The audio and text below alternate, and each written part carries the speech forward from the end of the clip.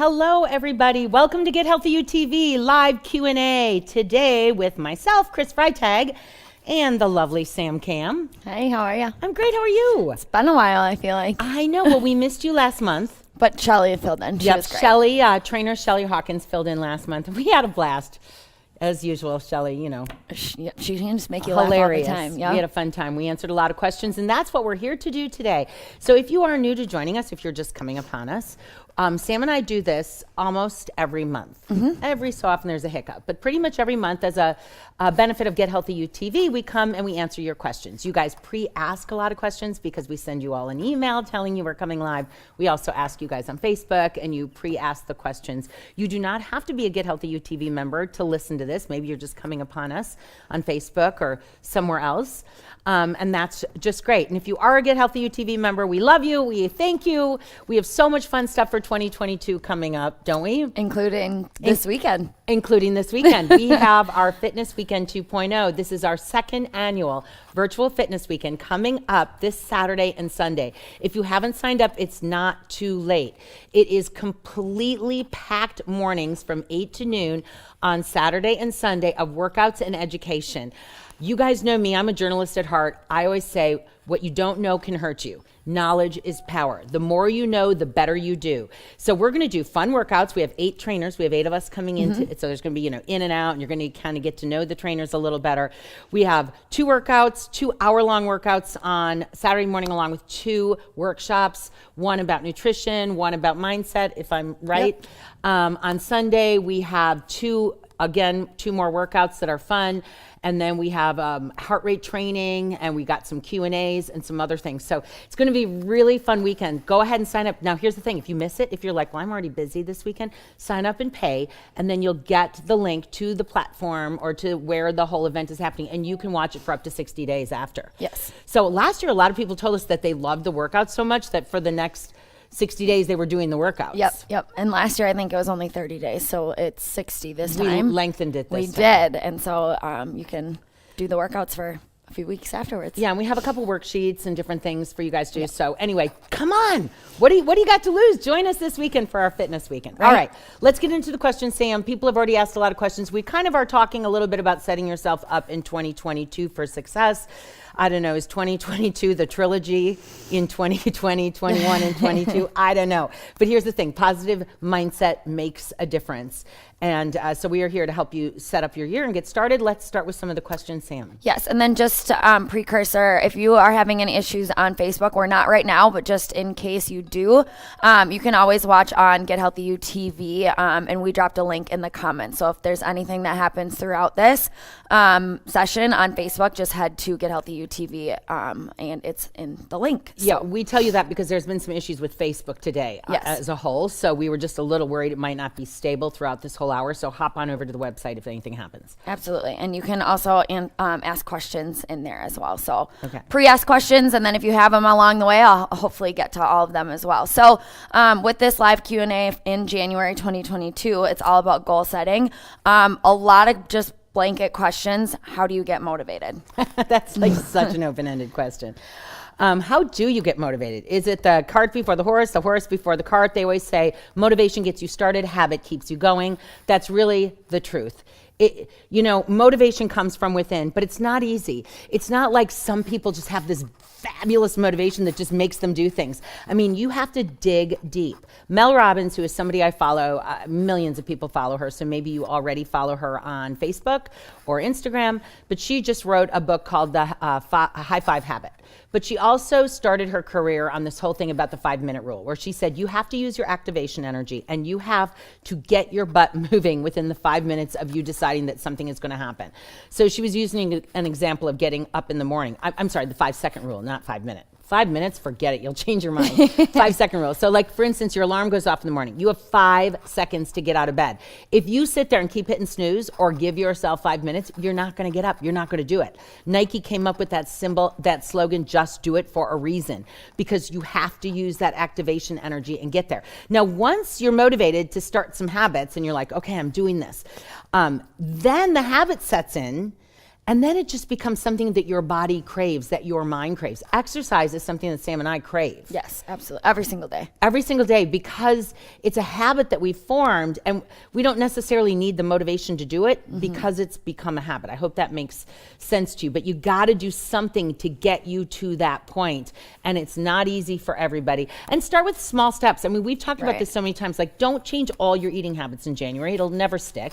Don't start working out like, some crazy boot camp that you've never done before. It's not going to stick. You have to give yourself like those little baby steps to slowly but surely gradually add on to your motivation plan. Yeah, I think somebody recently said, like, is your whole family like that? And my whole family? And even with me, it's like, no, I mean, my siblings and I, yes, but it doesn't like my parents don't do it. Now we're getting my mom into working out, but that was the thing I told her was like, start small, maybe 2 to 3 days, and you're going to feel better. You're going to feel sore some days. So like, don't hop right into 7 days a week, right? That's not something. I don't even exercise 7 days a week at my age. I used to when I was younger, but I don't anymore. But yeah, no, my family, my siblings do not exercise like I do. And my kids are pretty good. I nudge them. They're pretty good. They grew up with it. But, genetics loads your gun, but environment pulls your trigger. It's what you eat. It's who you hang out with. It's what you think. Yep. So surround yourself with like-minded people that can help you get motivated. So going along with that, how do you find balance in the type of goals you set so you're not really overstretching yourself? So, yeah, I had someone say to me yesterday, like, oh, I just had, it's my busy time of year at work, and I just had surgery or something, and then I had something else happen with my kids, and I can't handle all this. Well, of course you can't. Like, too many things at once is too much. So balance is a kind of a weird word, because a life in balance is pretty unattainable. Everything life goes out of balance based on what is nagging at you at that time or what matters the most. So if something is going on with your kids, that's what's going to take your attention. If it's January and you're really thinking health and you're like, okay, this is going to be my year, maybe that's taking your attention right now. If you're in the middle of, you're going to go get married or something, that's going to take your attention. So life is not always in balance, but finding that place where you're like, okay, throughout the day, and really map out your day and then map out your week and then map out your month. So I say start small and then get to bigger a picture. But like, okay, during the day, what can you do? What time of day could you exercise? Could you fit in 10 minutes? Because 10 minutes is honestly very worthy. Every time we do a 10-minute workout, I always go, are you kidding me? Like, I'm sweating, I'm winded, like it matters. Could you fit in some easy stretching in the morning? Could you change like one food habit? Like instead of not eating any fruits and vegetables, you're gonna eat 2 a day. Could you start drinking 2 of these of water a day? Like set some attainable goals, get a friend or a family member to maybe join in with you. And just start with those little baby steps and allow the balance to ebb and flow. Perfection just sets you up for disappointment, really. Absolutely. Okay, so we have somebody saying her goal last year was plow and she did it. This year, her goal is a headstand. She can do it against a wall, but wants to be able to do it without a wall. Do you have any tips on how to build up to a headstand without the wall? Wow, well, so that is really specific, right? I know, you're a yogi. I love it. Plow pose is hard. Okay, headstands are extremely hard. And one of the things that happens to me with the headstand is a little, not vertigo per se, but I get a little dizzy. Like it's really hard to find my center and it's so much core. But if you are doing headstands against a wall, so you're flipping your feet up and you have that spot to land on, so it gives you a little confidence, start doing them against your couch. So now when you throw your feet up, they don't have a wall to land on, but if you do flop, you're gonna flop onto your couch and you're not gonna hurt yourself. So couch is kind of after the wall. And then after the couch comes just doing it in the center. Start in a tripod. Get your feet or get your knees on your elbows. And then from that tripod, grip your abdominals and start to lift up. I'm kind of craving, after this, I'm going to try it. Should we do headstands after this? Let's do it. We'll get some videos behind the scenes, right? Yeah.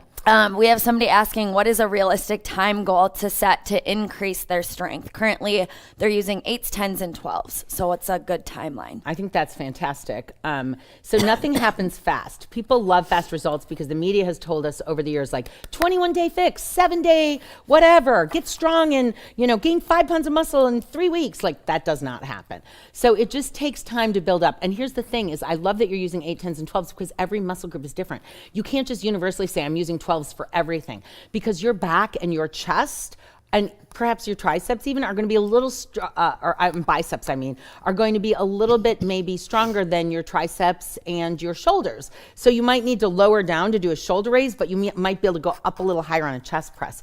I would say if you want to increase, start increasing in your back exercises and your chest, like with rows. And chest presses, start going up to like a 15-pound weight on those. I'll be real honest though, and I've been lifting for, I've been lifting seriously for 23 years. And I use 12s and 15s. That's pretty much my go-to. I'm actually suffering from some tendonitis right now, and I've been using a lot of 10-pounder in this arm as I'm trying to get back my strength in my forearm. So, again, it ebbs and flows. Be kind to yourself. Don't expect perfection. You're a work in progress, and keep progressing where it is comfortable.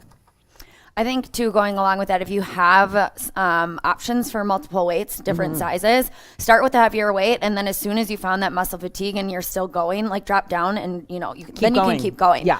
Because I used to get stuck on like only using 10s for the longest time because I was like, well, I don't want to grab 12s or whatever. And then once you grab the 12s, you might not be able to stick with it the whole time, but you're building that strength to be able to do it longer. Right, like you might do 6 of your 12 reps with the 12-pounders, and then you drop down to finish the last 6 with the 10-pounders. That's fine. Again, it's your progress. Own it. So that's awesome. We have somebody saying, I tend to bulk up easily and really looked built after doing the menopause challenge. She wants to tone it down now. So if she only does very low weights between 3 to 5 pounds, will it still give her the benefits of strength training for a 49-year-old woman? Well, yeah, 3 and 5 pound weights are better than no pound weights. They build strength. And so there's nothing wrong with that. If you want to build muscle mass, you're probably going to have to go a little heavier. Sounds like you said you bulked up a little bit. I don't know what that means, because to me, I kind of like a little bulk. So to me, that's like, ooh, that sounds good. And everybody's different. Like I was looking at a gal today who came to my live class that I taught today. And she's like literally 5'11", and her arm, her muscle, her bone must be 4 inches longer than mine. Her femur in her thigh is like probably 3 inches longer than mine. So she's just going to naturally look a little bit longer in her look. Yep. When you're taller and longer bones, you're going to look longer. If you're shorter, stockier, it's going to look a little bulkier. Of course, always shedding the top layer of what I call upholstery makes a difference. When people say they bulked up, it's like, okay, well, if you have some muscle on there, if you think you've got a layer of fat on there, start to shred that, because then you're going to see, the interworkings underneath. But 3 to 5 pound weights will help you stay strong. You probably won't build a lot of strength with 3 to 5 pound weights if you've already become accustomed to 8 and 10s, but it's certainly worthy. Awesome. What is a good workout to do after a day of snow shoveling? Just kind of want to elongate everything. She tried yoga, but the downward facing dogs were kind of making her arms shake. So what's a good, and I feel like we should know this answer because we live in Minnesota. Oh my gosh. And I'm telling you, snow shoveling is no freaking joke. Yeah. Snow, it depends. Sometimes we get that white fluffy snow in Minnesota, and sometimes we get that heavy snow that literally it's like a backbreaker. So if you were shoveling and you were using biceps, triceps, shoulders, core, everything, it is a total body exercise to shovel. So the next day, yoga is my go-to choice. Stretch it out. Your arms are shaking in down dog. That just means you worked hard when you were shoveling. So go for it. Stretch them out in that down dog. Do some Pilates, some core body roll-ups. But definitely, I would say yoga. Absolutely. And so my parents both threw their back out the other week when it started snowing, so I had to go and shovel for them. I think the one thing that I tried to stay away from was like back things, because you use a lot of back. You don't need a back workout the day after shoveling. No. You don't need an arm workout though either, because your arms get it. Lower body, maybe. All right. People are asking, Chris, where do you teach live classes? They would love to join. That's nice. At Lifetime Fitness in Minneapolis, in the Plymouth area, in the Plymouth Club. And I've been doing it at 5:30 in the morning for 23 years, just a couple days a week. And it's just my friend group, so I just enjoy it. Obviously, I love the online workouts. I kind of tend to, on the days that I'm not there, I do my online workout more like, it depends on the day. Somewhere between 7 and 8 a.m. is kind of my sweet spot at home. Yeah. Yep. And so many of you get up at 4:30, 5:30 and do your home workout at that time. And I'm so impressed by you. And sometimes I do, like if I'm going somewhere, if I'm traveling, I'll get up really early and do my Get Healthy UTV type workout. And it's so funny because like I was gone over Christmas. And so we were doing some Get Healthy UTV in our rental. And so we wanted to do low impact. And of course, the low impact one was me leading. And I hate doing a workout that I'm leading. I much prefer to do one of the other trainers. I just hate listening to myself talk. But anyway, if you have a question about live classes, DM me, no problem. I don't think I've ever done a class that I've led. You never have? I can't stand listening to myself. It sounds horrible. I love to do your workouts. They're fun. I do yours all the time. So speaking of waking up in the morning, how do you get motivated to maybe start becoming a morning workout person if you weren't one before? So you have to be very disciplined at night and get in bed. It can be hard. A lot of times people are like, okay, I'm going to go to bed at 9. All of a sudden it's 11 and you're not asleep. So I have found that I really have to be like on that train of like, okay, I'm getting ready for bed. Okay, it's 8:45, or I mean, it depends on if you have little kids. Like when I had little younger kids and they were going to hockey and dance till 10 p.m., it really was hard. But like I'll start to try to, okay, go let the dog out. Okay, do this, do that. Like get myself towards my bed so that I'm in bed between 9 and 10 when I'm getting up at 4:30 in the morning. That's hopefully what I try to do. So you got to do that. But in the morning, again, Mel Robbins, activation energy, 5-second rule. You got to get up. I set 3 alarms. This is actually the truth. I set 3 alarms on my phone. My phone's right there. I set 4:30, 4:35, and 4:37. And I rarely use the 4:37. I'm usually up by the 4:35. But I set that first alarm, and it goes off, wakes me up, and I go, okay, yeah, it's time to get up. And I start like kind of thinking about it. And then boom, all of a sudden it's 4:35, and that second alarm goes off, and I just stand up. I just stand up because I have been doing this now for 20-something years. It takes practice. It's not easy. It's like people ask me, do you just wake up automatically? Like, do you just wake up at 4:30? And I'm like, heck no. If my alarm doesn't go off, guess what? I ain't getting up. Sleeping. So it is about discipline from that standpoint. Now, Sam, how do you get up? Well, I am a lot worse than you. I set about 10 to 15 alarms. I cannot believe you do that. She really does. But the biggest difference, and it's something that I was doing really well with, and now that I'm not anymore because I'm just a little bit busier at this time of season, is going to bed early. That makes a huge difference, and so I'm not going to bed as early, and so that's why I need all of those alarms. What I will say is like having somebody that is like holding you accountable. This morning, Chris was like, you're coming to my class. And so there was absolutely no way I was going to sleep in. I was rushing to class, but there was no way I was missing it. So, you know, or even signing up with somebody or saying, hey, I want to work out at 5 a.m. tomorrow. You want to join me? And like text them and see if your friend, if you want to do a Get Healthy UTV, it's that accountability person like really holds you to it, especially And I noticed that some of you guys in the group will be like, okay, tomorrow we're doing, you know, low impact burn, and other people say, okay, I'll do that one too. And I think that's really like fun accountability to do that. The days that I let myself sleep just a little later because I'm going to, and when I say later, like 6 or something, and I'm going to do my workout at home, I still have that time. I still have it timed out. Like I still say to myself, like I got to start my workout at 6:30. I'm working out from, you know, so because if you just let it linger and you go, well, I'm just going to work out when I finish my coffee. Pretty soon, you know, you haven't finished your coffee. Oh, shoot, I have to get to work. I missed my workout. So you have to be disciplined about your timing. That's one of my tips for people who work out at home. It's still about timing. Yeah. I always time out my day. It's a little insane, but we have a few people saying that she struggled to work out in the morning and she just started doing 20 minutes. And she's like, that's kind of what started to get me becoming a morning person. She's like, I realize it's not a full hour, but she's like, I started small. So start small. Totally awesome. Well. And actually my husband, he'll do like a morning. He wasn't a morning person like me, but now he'll do like a morning workout, like shorter, like 20 minutes. And then he does yoga a lot at night. He loves to do yoga at night. I'm like, hey, there's nothing wrong. Like the same calorie, 6 a.m., 6 p.m., same calorie burned, same muscle groups, same thing. Like your body, just do what works for you. My boyfriend started doing that too. He's like 20-minute bike in the morning and then he goes for his long runs at nights. And he's like, it just gives me that extra like oomph ready to go even just for work. He's, you know, he works from home and sits there, but he's like, I just need to move my body for 20 minutes in the morning. Yeah. A lot of people are actually saying they love the dance videos for fun cardio. Hoping that we can add some more to the schedule. Okay, I'm so glad everyone's saying that because Sam's recent dance, if you have not done it yet, is it called Low Impact Dance It Off? Yes. Okay, it is the most fun dance video we have. I'm just going to say that. Like, Sam is a true choreographer. It's so fun. I did that one at home so no one could see me, and I actually could do it, so I loved it. We have a second one coming, Low Impact Dance It Off 2 coming. Tara is a dancer also, so Tara will be backing her up. And then Val, our lovely Val, she does a lot of African dancing. Yep. And so she is getting ready to lead her first like African type, like drum beat type of dance workout coming up in the next, she's hoping to do it in February, if not March. So you'll see that too. So that's going to be really fun. It is. And like she said, like it's a very good cardio workout. You don't expect it to be. And by the end, I remember the first time I'm like, oh, this is going to be like low impact. I was sweating, over 300 calories burned. So great way to just stay low impact, but have fun with it. And remember, no one's watching you. No one's watching you. That's why I love to do the dance stuff at home.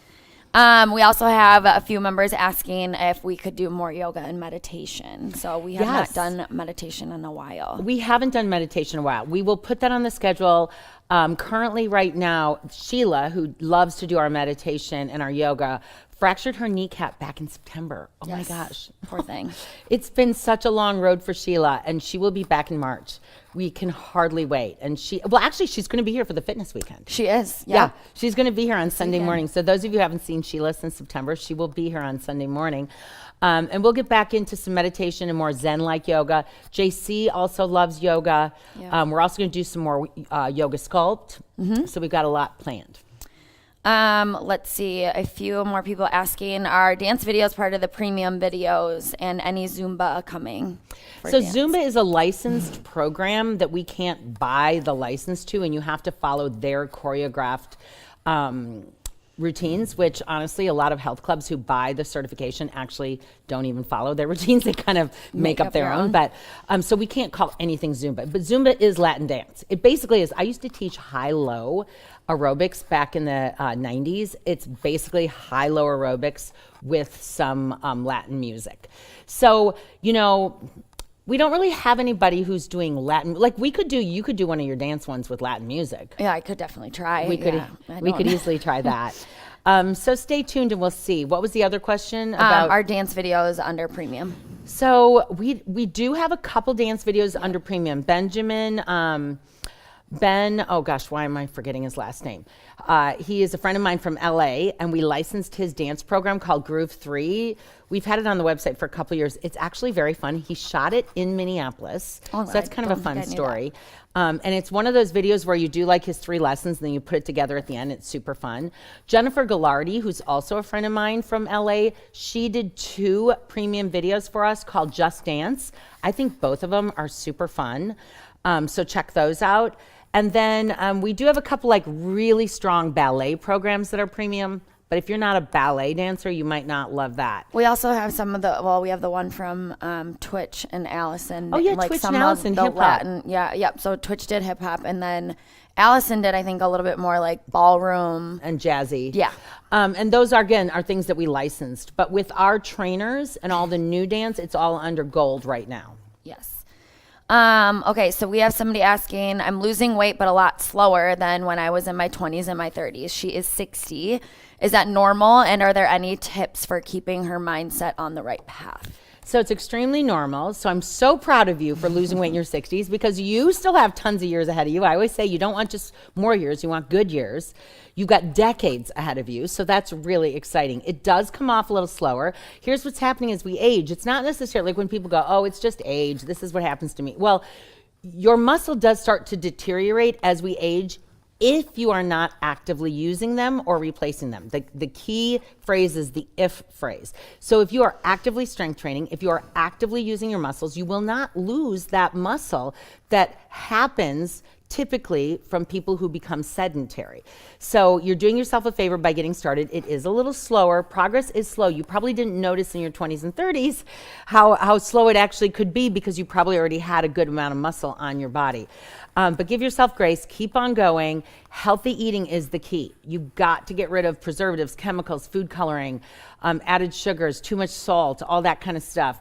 Eat really healthy. Drink water. Try to get some sleep. Keep on lifting. Now, something that's happened to me at age 56 is I definitely have changed my routine. I don't work out so hard 7 days a week. I probably go hard 4 days a week, 4. And then the other ones are a little easier. Like I have one day that's a little more cardio, and then 2 days of just power walking. So, listen to your body. Don't overdo it because it'll cause inflammation. Just go with what your body's telling you. But congratulations for losing weight and doing the right thing. And it doesn't matter what age you are, you can still do it. Yes, absolutely. We have somebody saying she has severe back pain from a bulge disc. What exercise is good for her? Okay, go to our free videos. Go to the 10-minute videos. Search under, what would it be under? Do you know? Is it under yoga and flexibility on which one? The back? 10-minute video. Yeah, but yes, do they yoga, have to search? It'll be under your yoga and flexibility. Yoga and flexibility. So go to free videos, go to 10-minute videos, go to yoga and flexibility, and look for the video that I did on back pain. I have a bulging disc between L4 and L5, and now it's been almost almost 7 years, 8 years. I was so bad I couldn't pick up a basket of laundry off my floor. It hurt so much. And I would just, fake it in classes. I would figure out when I was leading a class, tell you guys what to do, and I wouldn't pick all the weights all the way up or do all the repetitions, etc. I finally learned how to take care of it myself, and in that video, I show you how to use a massage ball. The key is if you have a bulging disc that isn't nerve related, if you've got nerve pain, that's a whole nother story. You need to consult your doctor. But if it's just causing you discomfort, typically it's because the muscles surrounding your spine are tightening up to protect that disc. And it's bulging. It can bulge less with less inflammation if you treat it right. So I show you how to use that massage ball and go on either side of your spine, not on top of your spine, but how to get to those trigger points and release the muscles. And it is about not only getting to that trigger point, but then doing what I call flossing, where you actually move the limb and the muscles are contracting, lengthening and shortening as you are pressing into that massage ball, plus some stretches that matter. I do it every single day, 365 days a year. I have been doing it for, like I said, 8 years, and I have, in terms of back pain, I'd say I have about 10% back pain. Nice. If even. So, If even. yeah, you can do it.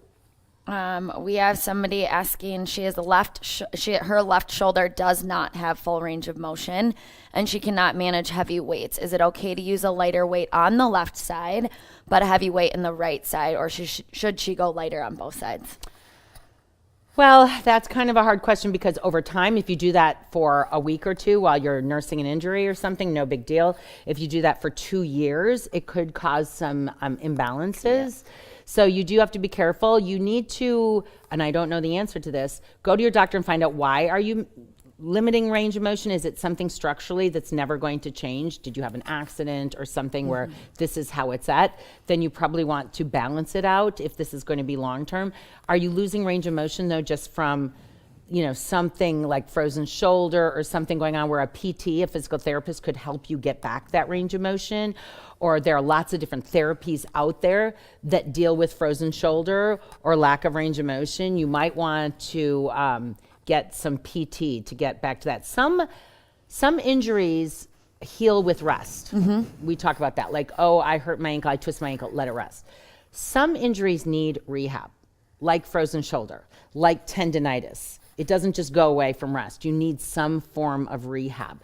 So I would definitely consult a doctor if it's something that could be fixed. Let's see. Tell us more about the fitness weekend. So we're kind of like halfway through the show, and I think a few people missed the very beginning too. Okay, so the fitness weekend is coming up this Saturday and Sunday. You can still sign up. When you sign up, you're going to get an email that welcomes you in the next day or two, gives you the link to where the event lives. It is 8 till noon, Saturday and Sunday morning. We have 8 trainers coming. Well, I should also mention there is a happy hour on Friday night. I was going to say, we do have And last something year on we Friday. had like, I don't know, at least 200, probably 300 people come to happy hour. Yeah. And it was just a fun like Zoom meeting with us where you can have a cocktail if you want. We played a couple games. We did some Q&A. We just had a little fun for an hour. Friday nights, kind of setting us up for the weekend. Then 8 till noon on Saturday and Sunday, you're going to get workouts.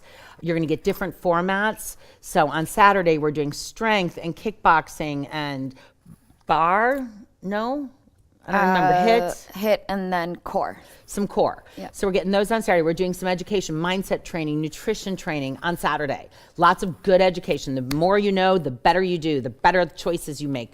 Education is key to eating healthy and moving your body. And then on Sunday, we're doing yoga and Pilates. We'll throw a little meditative time in there. We're doing bar. We're doing, what else? Do you remember? Is there one more? I don't remember the I don't last one. remember I don't either. know. So we've got a bunch of, it's kind of a little bit more about mind body on Sunday because you're probably going to be a little sore from Saturday. We're going to talk about heart rate training. We're going to do some Q&A. It's a super fun weekend. You'll be motivated. We're going to answer questions. We've got giveaways from our partners at BuyPro. I forgot to mention that. If you do not join us live, if you pay for the weekend but you don't have time, you have access to everything for 60 days. Yep. So you could repeat the workouts as many times as you wanted in 60 days. You could go back and listen to the workshops. There are downloadable worksheets. It's just a really fun time. Last year, people gave us so much feedback like, oh my gosh, that just set up my year. That just got me motivated. I loved getting to know the trainers more. It just filled my boring weekend with something to do because, well, here in Minnesota, there's really nothing to do when it's sub-zero. Not when it's this cold. In the house. And just a note too with the giveaways on Saturday and Sunday, you have to be live watching. So we're going to pick names out of the chat. We're going to play some games and you'll say something in the chat and then we'll have our randomizer pick you and you'll win something. It's going to be really fun. Just really quickly, we do have a member saying that she is going to be a grandma, which is super exciting. Her daughter has registered for the fitness weekend with her as well. Will there be any discussion on working out while pregnant? She had a miscarriage a year ago, so she's uncertain about exercise, even though she loves it and knows that she needs to do it. So we weren't going to discuss pregnancy, but what I will say is having had a miscarriage before, there are a lot of women who do, so don't be fearful. I mean, that's just something that happens and it doesn't mean you can't exercise, but you definitely have to consult your doctor. I don't know the situation behind it, but lots of women that I personally know, that doesn't mean it's the right thing, but lots of women I personally know who have had miscarriages exercise just fine all the way through their pregnancy. What they typically say, if you are not a high risk pregnancy, I don't know what happened, but what they typically say is whatever you've been doing for the past 6 months, you can continue to do. So if you were running 5 miles a day the 6 months before you got pregnant, keep running those 5 miles till it doesn't feel good anymore. If you were doing workouts with squats and lunges, keep doing those workouts till it doesn't feel good anymore. You'll know when that point hits where you're like, yeah, I don't need this, or I'm not going to squat quite as deep, or I'm going to skip the core workouts or whatever. Now, if you've never exercised a day in your life and all of a sudden you get pregnant and you think, oh my God, I better start exercising, I'm afraid to gain weight, that's different. You have to be very careful with getting started with an activity that you've never done before. But you can do whatever it is. We've watched plenty of women exercise all the way up through those 9 months, and it can make you feel better. It can give you a great delivery. I mean, there's a lot behind it, but just make sure you talk to your doctor, and whatever that miscarriage, if there was something more to it, then that's for your doctor. But otherwise, don't be afraid. It is it's a hard. Well, I would say I'm really enlightened watching all these pregnant women exercise. I'm just in awe. So Yeah. We do have a member saying that she actually does your back pain stretches every single day, every morning, first thing, and said it has made a huge difference. Took a while. She can now do burpees better and tuck jumps. She said, but the key to do it is being consistency with the stretches. So if you're somebody that is looking for them, I love this testimony. Consistency is key. And I'm going to tell you right now, I've said this so many times. The key word to absolutely everything in health, there is one key word. It's the word consistency. because it's not what you do once, it's what you do every day. You drink green juice once, congratulations, like I'm so happy for you, but it's not going to change your life.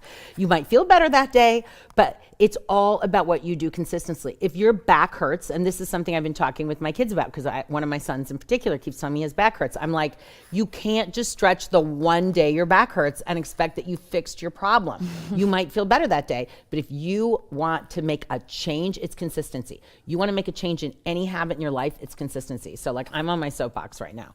I'm so happy that that person just said that, because it is the difference maker. Any plans to include nutrition plans on the website? You know, when we first started Get Healthy UTV, what was that, 5-6 years ago? Holy cow, how does time fly? We offered some meal plans and nobody used them. It was just something that just wasn't like, we took a lot of surveys and people were coming to us for exercise. And it's a big deal to add meal plans. It's not something that's just so simple, and meal plans are so personal, so it's not something that we plan to do. I love to educate on nutrition. Every time we have a fitness weekend, every time we do a Q&A, I'm happy to answer questions. We talk about it in the Facebook group all the time. There are quite a few women in our Facebook group that have really mastered their macros, and they talk about it all the time, about how to decide how many carbs, fats, and proteins to eat a day. But I will tell you, the one most important thing when it comes to nutrition is not, following this tiny little tedious meal plan, but it is about eating real food. I mean, if you follow the advice, eat real food, mostly plants, not too much, those 3 things, eat real food, mostly plants, not too much, it is a game changer. And those are such easy rules. There. Do you want to go a little bit into macros? There's a ton of questions. Yeah. We did do a full live Q&A on macros. So if you've not watched that one, you can watch it on our website. It's free. It's Macros 101. But a lot of people just still don't get it. So wondering if you could just kind of break it down. Yep. And if you're wondering where are all the past Q&As, you go to gethealthyutv.com. You go to free videos. Yep. And then you go to live Q&A and you can see all the old ones. So macros was like 6 months ago. And most of the time they're labeled with whatever the theme that we have put on there. So you'll find So it. macro stands for macronutrients. Macronutrients are proteins, fats, and carbs. Water is just basically a need for life. But protein, carbs, and fats, those are your 3 macros. Within the macros, if you're eating a mixture of macros, you're going to get a very good mixture of micronutrients. Micronutrients are vitamins and minerals. I have never heard of anybody keeping track of the vitamins and minerals they get from their food. That would be way too much minutia. Forget about that. If you are eating a good mixture of carbs, fats, and proteins, you should be getting a good mixture of micronutrients. So when people cut out a full food group, I'm never eating carbs again, I'm only eating fat and protein, it makes me worry that you're gonna miss out on some of the vitamins and minerals that are essential and are in that carbohydrate group. But if you're eating a good mix, you're gonna have a very nice mix of micronutrients. Now, supplementing is always good, especially depending on the time of year. For instance, in Minnesota, I get no sun in the winter. Like, when's the last time you actually had sun on your skin? Never. Summer. Yeah, and I mean, not that you're supposed to sit in the sun, but like vitamin D comes from the sun, so a vitamin D supplement would be smart at this time of year in the winter. So supplementing is a kind of another subject, and it's not a bad thing, it's a good thing. But try to get your nutrients from food. So how many carbs, how many fats, how many protein? It's really, there's no one right way. Like when people go, oh, the only way you can lose weight is if you cut out carbs. I'm like, it's not true. That's a dumb statement. That doesn't make sense. It's not true. Carbs are essential for life, and you can lose weight while eating carbs. If you grew up with me in the 80s when I was in college, it was like, do not eat any fat. We did not eat fat in the 80s. It was like, fat is bad for you. And we cut out everything with fat. Well, actually, fat is good for you. You can lose weight while eating fat. So you need a mix of the 3. So how you deal with macronutrients, if you really wanted to count, basically it is a more sophisticated way of counting calories. So I'm going to back up a little bit. Calories matter. Calories in, calories out. You want to lose weight, you need to deficit calories. You need to burn off more calories than you take in. So that is the essence of weight loss, calories in, calories out. You want to get a little more sophisticated? The type of calories matter. That's when you're going to decide what type of calories am I going to eat. How much of it is going to be carbohydrate, how much of it is going to be protein, and how much of it is going to be fat. And it's maybe a more fun way of looking at your calories. So let's just say you want to eat 2,000 calories a day. and 50% of them are going to come from carbs. That's kind of for me, 50% of my calories are coming from carbs. So that's 1,000 of my 2,000 calories are going to come from carbs. Now, if you look it up, for carbohydrates, every 4 grams is a calorie. So that means I can eat 250 grams of carbohydrates a day in my 1,000 calorie allotment, if that makes sense. So now instead of saying I can only eat this many calories, I'm going to say, okay, well, I'm going to eat an apple. That's maybe 20 grams of carbs. And then I'm going to eat a banana. Okay, another 20 grams of carbs. And then I'm going to have half a sweet potato at lunch. I'm going to have some broccoli with my sweet potato. I mean, vegetables are pretty much like, don't even count them. Just eat your heart out when it comes to veggies. Maybe I'm going to throw in some grains. Maybe I'm going to have some granola on my yogurt. Okay, so then that's your carbs. Protein helps fuel muscle. So you want to eat protein to feed your muscles so you can repair your muscles and build more muscle. Protein doesn't make muscle, it feeds muscles. So how much protein do you need? They say you need about a half a gram per pound of body weight. If you are exercising a lot, like our little Olympians who are getting ready to go to the Olympics, they're probably eating 1 to 2 grams of protein per pound of body weight, but that's extreme athletes. So if you want to eat about a half a gram to a gram, somewhere in there, if you weigh 140 pounds, that's about 70 grams of protein a day. Okay, and that kind of fits in my macros because I'm eating 50 carbs, 25 protein, 25 fat.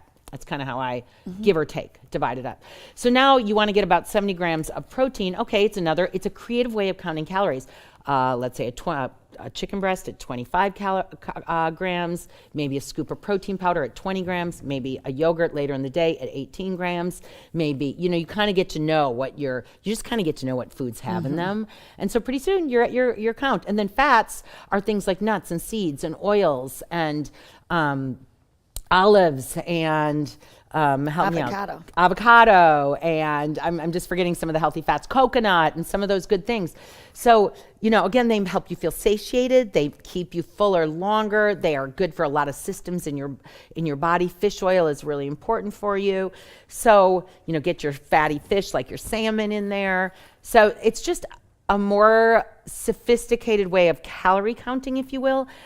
But you don't have to do one or the other. I would just say always get a good mix. What I love about thinking about macros, I don't want people to get so stressed out because they're trying to count it, but just thinking like, does half my plate have fruits and vegetables and healthy carbohydrates, and then I got a nice source of protein and a nice source of fat in every meal, you're going to end up with a good mix of your micronutrients. Does that kind of cover it?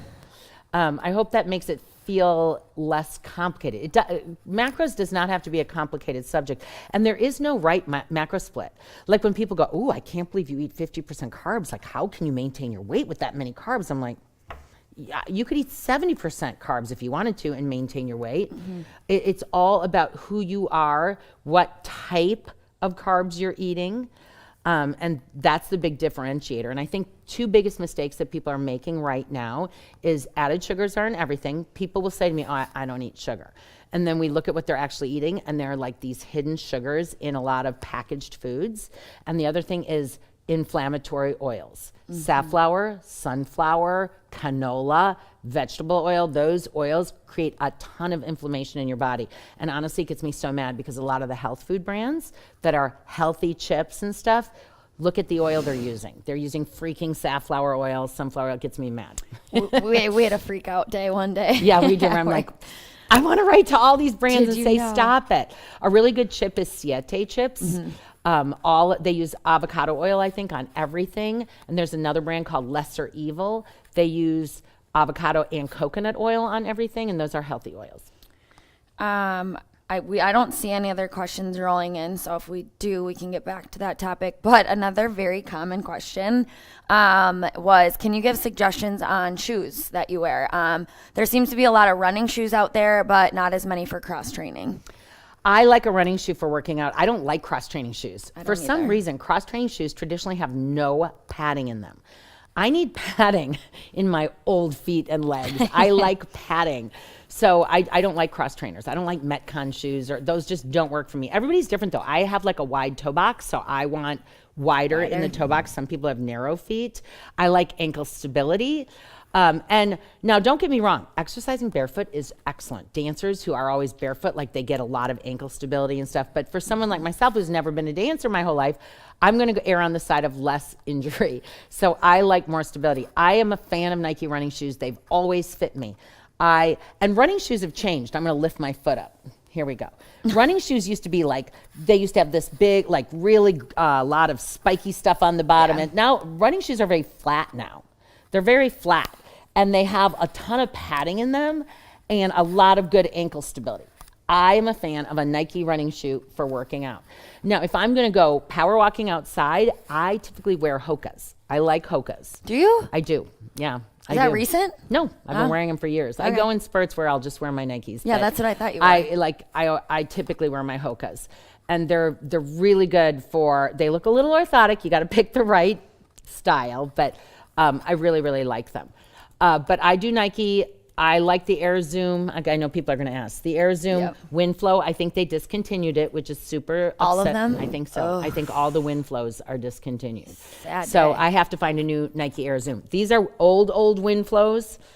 I have like 10 pair of Windflows. And I just keep kind of like recycling them, putting a new insert. Here's a little tip, a pro tip for you guys. What wears out in a shoe a lot of times is the bed of the shoe. So take out that insert that's cheap to begin with, and I stick a Dr. Scholl's insert in there, and it's like a brand new shoe. So That's kind of nice. yeah. What is the best and most beneficial type of collagen? Well, okay, we have a whole blog on Collagen 101. You should read it because there is a ton of information in there. Collagen type 1 and 3 is for skin, hair, and nails kind of a thing. Type 2 collagen is more joint related, but again, that's kind of getting into the minutia. I mean, collagen is a type of protein. Protein is made of amino acids. So collagen is different than whey protein. Whey protein tends to be better for muscle synthesis, like feeding your muscles, which is why a lot of athletes eat whey protein. But collagen is still a mixture of amino acids. It's a different mixture than whey protein and is really good for hair, skin, and nails. And like I said, some for joints.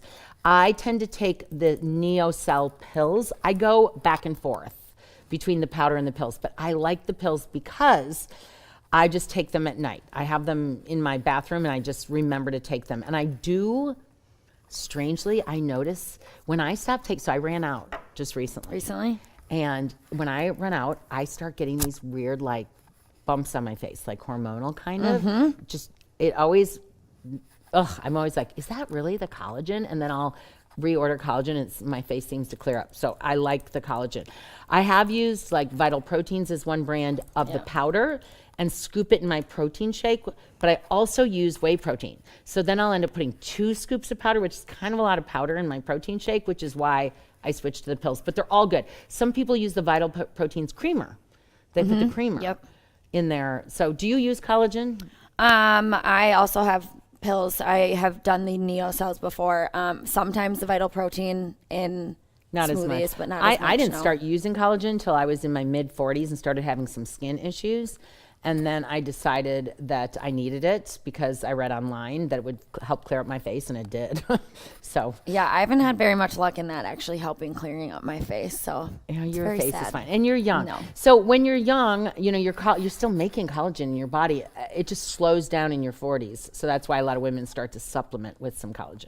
I dropped some of those products that Chris has been talking about in the comments. So if you're looking for them, they're in there. There you go.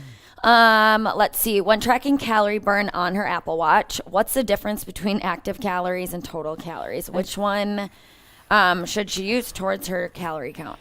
That's so funny because my husband asked me that last night. And I feel like we've talked about this before, but do we actually know the answer? Yes, we do know the answer. And here's the thing. Go with the more calories because it makes you feel happier. So the active calories are what the activity itself is burning. So there's an algorithm that says if you are doing strength training and you're moving your limbs based on the activity and what your heart rate is, that's the active calories you burn. But while you are actively moving, your metabolism is also going.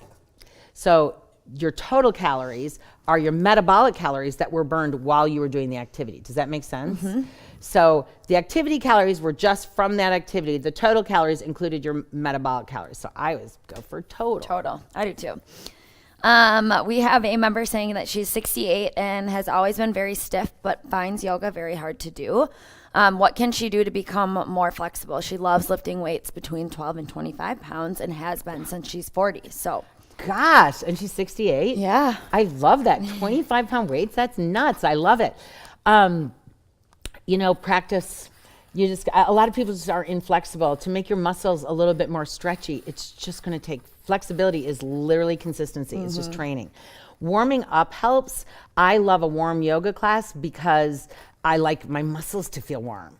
So like when I'm doing yoga at home, I have a space heater at home, although I just heard on the news, you got to be careful with your space heaters. That was just a big thing. But just like having a space heater that just warms up the room where I'm doing the yoga, I absolutely love that.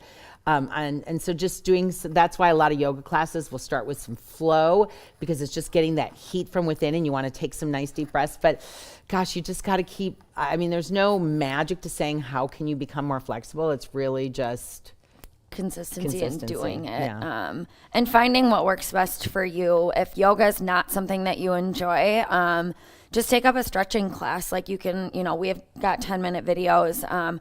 I personally, I love doing it at the beginning of a workout, but when I'm done, if I can take a good 10, 20 minutes. Now, I was a dancer, so that's how I trained.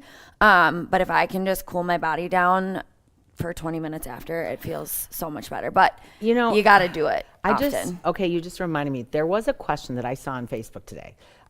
Sam is the one that compiles everything, but I did see it. But I may miss a few. And I don't know if it was a comment that someone made about at the end of the workout. They said, can you guys start doing a 10-minute cool down? Oh, yes. That involves stretches, holding each stretch for 30 seconds, which is, the American Council on Exercise recommends 20 to 40 seconds per stretch.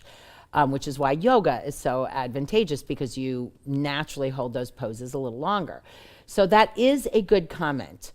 I sat and thought about it for a while, and it's very industry-wide that we just don't do long workouts at the end of a session.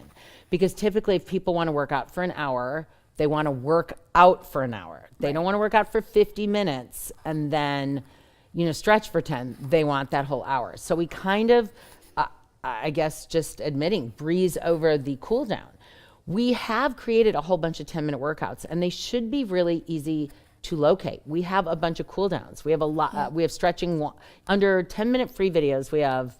They'll be under flexibility and yoga, but Leah did two of them. You did one. The one you did was really stretchy. We also have another one coming out that I did, a second one, so it's different than the first one that we did, along the same lines. So there are 4 10-minute cool downs. So when you dial up your workout, when you finish it, just quickly float over to free videos, 10 minutes yoga flexibility, and cue up one of those 10-minute stretches. And I think that could, because for us to add a 10-minute cool down to every single workout would be a huge industry change. It would just be a big difference. I don't know if we can actually do that. It is a fault. I agree.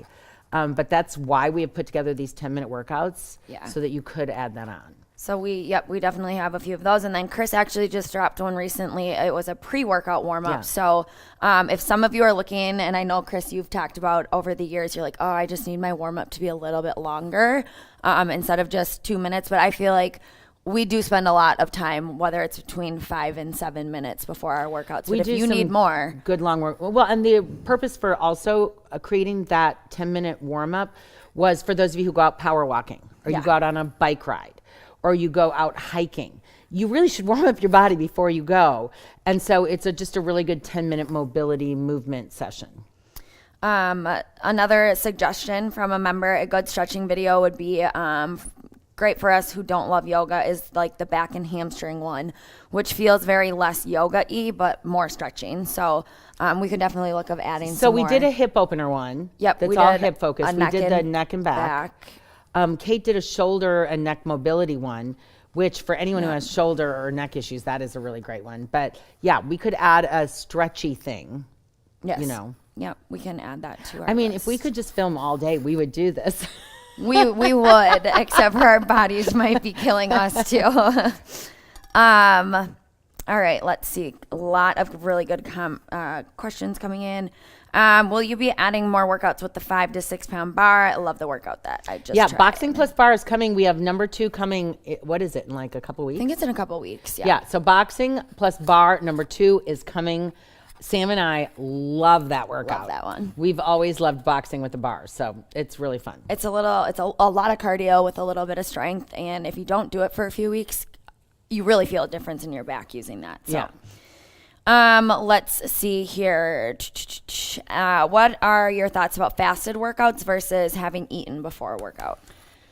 So I don't eat a big meal before a workout. I actually don't feel good if I've eaten a meal before a workout. I don't eat much. I eat like a half a banana to just put a little glucose in my tank. So typically a fasted workout means that you haven't eaten in like 12 hours. And typically your glucose, you burn up your glucose as you sleep. And so if your tank is low on glucose, it's going to be hard to get energized. You might feel a little less energized than normal. And here's the big kicker. Glucose and fat are your 2 fuels. Glucose is the pilot light for fat. So if you run out of glucose, you can no longer burn fat and you end up burning muscle. So just having a little something in your system, whether, like I always say half banana, people go, why half banana? I don't know. It was something like my mom taught me when I was a kid, because I don't know why, but like we always had bigger bananas and I didn't want to eat a whole one, so I'd eat a half. But if you have a small banana, then eat a small banana. Like there's no rules. But it's a quick, easy, on the stomach, quick, simple carbohydrate to eat. I also use these Noon tablets that I drop in my water, and it's sodium, potassium, and magnesium. So I'm fasted, but I'm getting those electrolytes so that it gives me some energy and I don't feel lightheaded. So yeah, that's kind of the idea behind it. That's the reason why you'd want to just eat a little something, is to get your glucose tank up. But it doesn't mean eat a meal at all. I don't know if my stomach would be able to. I don't think I could. We have a member saying, my husband and I love your program. Can you suggest the best way to keep track of your workouts we have completed? Calendars. Like calendars. Are you doing the calendars? Because we have, oh my gosh, how many calendars do you think we have? It's like 45, maybe 46, somewhere around there. So we put these calendars together for you guys. Like you'll be like, we want a running calendar, or we want a calendar for beginners, or we want one that's, mind body focused, or we want one that's just circuits and intervals, or we want, we change them up. We have 40 something different calendars, and you can kind of check it off. A lot of people print out the calendar, kind of old school, but then they write on it. They literally, I love it. People show us pictures of it in the Facebook group, and they'll write on it like, love this one, or they rate it, or they'll make a comment on it so they can go back and say, oh, I loved this workout. One gal last year, she took a picture of all 12 calendars. She completed 12 calendars last year. Like, that's freaking nuts. Yep. That's amazing. So you could keep track that way. You can keep track of favorites, because on the website you can mark things as favorites. So that's not necessarily tracking the workouts you did, but you can keep track of favorites that way. And just a little insider info for those of you who made it to the end of the hour, we do have a new app coming. It's like the biggest news since 2021. 2021 in the universe, people. 2021, we added Roku and Fire TV. That was a big freaking deal. That was a huge financial and technical undertaking, and that's just been amazing. We've had so many members who love Roku. I love Roku. That's how I use Get Healthy UTV at home. But a lot of people have been asking for an app, so 2022 is the year of the app. It is. Yeah. And we're super excited We're about super it. excited. We have just about 3 minutes left, and so we have not gotten to nearly half of our questions. Are you kidding me? Yeah. Like, I got to most of them that people were dropping in throughout the hour, but some of the ones that we got asked before, we need like 3 hours for this, I think. But going along with goal setting, Chris, people want to know, what's your How do you goal set? Well, no, what's your goal for 2020? Do you have well, one? I tell people all the time, everyone says, new year, new you. And for me, I say, new year, same me, same you. I mean, I do the same thing. I have my workout routine. I have my eating routine. I kind of am set in my healthy lifestyle. I don't really have a goal fitness wise. Now, I know a lot of you set goals like, I'm going to go climb a mountain or whatever. And I used to when I was younger. I'd be like, I'm going to do a triathlon this year. I'm going to do a marathon this year. I kind of have backed off on some of that stuff because those aren't my hill to die for anymore. I've done a triathlon. I've done a marathon. I hated them both. No. Jeez. I'm just kidding. They're hard though, but I've trained for those kinds of things. Yeah. So I'm not necessarily training for anything. I have goals to do more activities that I enjoy. Like I love working out with weights, but I also love to hike. I love to do outdoorsy things when it's warm outside. So I have those kinds of goals. I have personal goals of things that I want to, achieve, whether it's in relationships or business. Yep. What's your word? What's my word? Intention. She stole it from me. Everyone. I did. Actually, Sam did say that. And I go, I love it. That's my word too. Because last year my word was brave. Like I felt like 2021, we had to be brave because we were encountering so much weird stuff. In 2022, now I feel very intentional. Like we know what's going on in this world. And now I want to be intentional about the choices that I make for my health. I want to be intentional about my family. I want to be intentional about helping other people. Yep. I want to be intentional about the way I spend my time. I want to be intentional about helping my parents, like that kind of stuff. It's just, it feels good. But if you're a person who takes care of yourself, it's not new year, new you. It's new year, same you. And kudos to you, right? Absolutely. How about you? Your word is intention too. My word is intention too. Why did you pick it?